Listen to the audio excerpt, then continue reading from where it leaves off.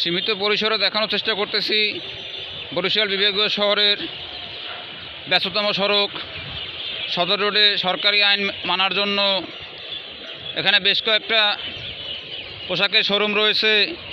শোরুমগুলো এখন বন্ধ হয়ে গেছে। এখন সময় যদিও সন্ধ্যা 7:30।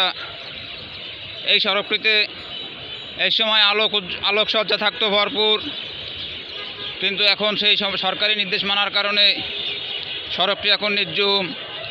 সাথে আমাদের বিহিপুকুর এইখানটাতেও পানির ফোয়ারার সাথে আলো জ্বলতো, সেখানে এখন আলো নেই, সেও এখন অন্ধকার। এই বৈশ্বিক সমস্যার কারণে আজকে আমরা ছোটোখাটো যে দেশগুলো আছে দেশগুলো ভুগতেছি, অথচ তারা তাদের অস্ত্র বিক্রি করতেছে। বিশেষ করে আমেরিকা, সে তার কাজই হচ্ছে অস্ত্র বিক্রি করা। এর সাথে লাগিয়ে দিয়ে সে তার ফায়দা হাসিল করে নেয়। সে বিক্রি করে প্রতিনিয়ত অস্ত্র।